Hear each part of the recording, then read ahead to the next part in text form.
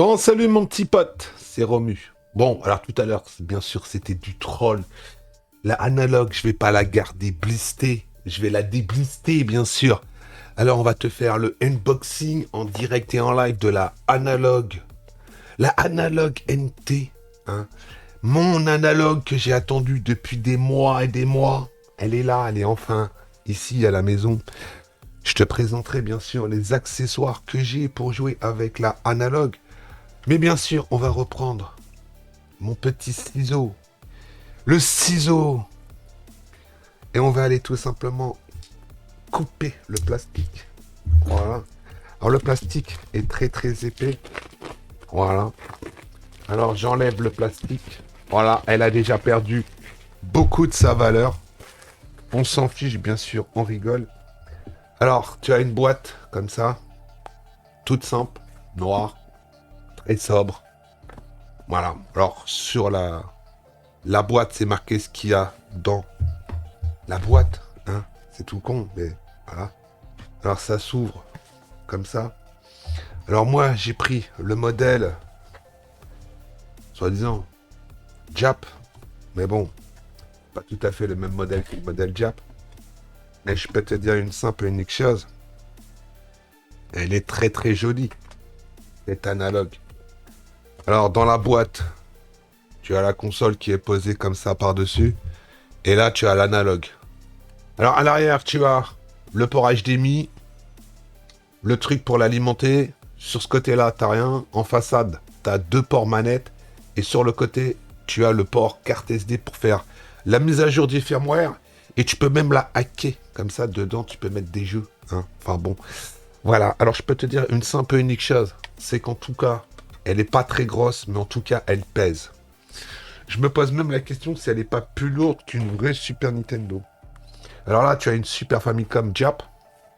Je peux te dire que la analogue est plus lourde que la Super Famicom Jap. Voilà. Alors bien sûr, cette analogue coûte quand même une blinde. Elle me revient dans les 280 euros, en gros, avec les frais de port. Voilà. Bien sûr, derrière, comme je savais que j'allais recevoir la console, je me suis acheté aussi les petites manettes 8 bits d'eau avec le dongle 2,4G. Voilà. Alors on va continuer, on va regarder ce qu'il y a dans la boîte. Enfin dans la boîte, il n'y a pas grand chose d'autre, hein. Avant, on va mettre tout simplement le petit dongle comme ça. Voilà. On va pousser ça, on va mettre ça là. On va aller voir, il y a quoi en dessous. Alors en dessous, tu vois, une notice très succincte. Voilà.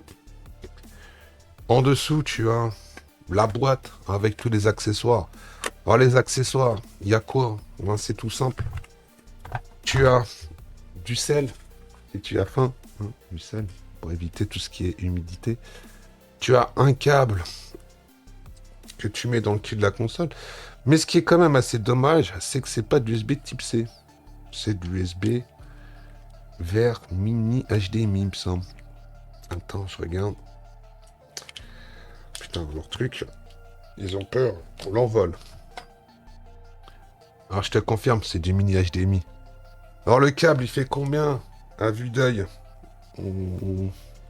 1m20, je dirais. 1m20. Il a l'air d'être bonne facture. Voilà. Ça, c'est le câble d'alimentation. Voilà. En plus, à l'intérieur, tu as normalement un câble HDMI. Et personnellement, je vais pas m'en servir. Donc, voilà. Je vais le remettre dans la boîte.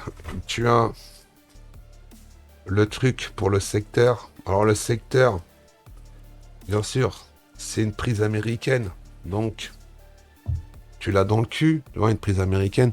Mais je me demande si ça peut pas marcher avec ça. Avec quoi? Ouais, tout simplement avec ça.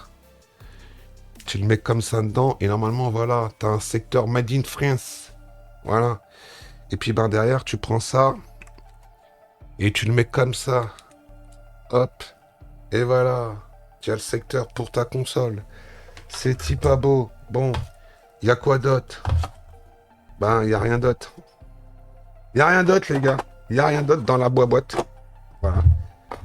Alors, moi, je vais brancher, eh ben, tout simplement la console.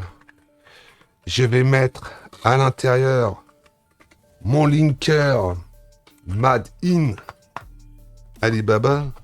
Voilà. Mais en tout cas, je peux te dire que ça a l'air d'être quand même une putain de console, comment c'est bien fini. Alors les ajustements des plastiques, mais rien à dire, franchement, c'est top. Top moumoun. Mais en tout cas, ce qui surprend, c'est le poids. Alors je me demande si elle n'est pas lestée parce que... Enfin bon, voilà. Alors, bien sûr, avec cette console, tu peux mettre un truc que tu sais peut-être pas, mais tu vois, regarde. La console, la découpe, tu peux mettre les jeux ricains, les jeux diap, tu peux mettre tout, toutes les cartouches là-dedans, et ça tourne, il n'y a pas de souci. Et bien sûr aussi, tu peux mettre ton linker Made in Alibaba, comme ça, et puis ben voilà à quoi ça ressemble quand c'est posé sur ton meuble. Bon, moi, je vais la brancher, je vais tester, et je te ferai un retour dans quelques temps. Voilà. Sur ce, je te souhaite une bonne journée. Et n'oublie pas, bien sûr, que ceci est la fin, puisqu'ils ont arrêté la production, et ça, c'est les derniers modèles qui ont été tout simplement produits.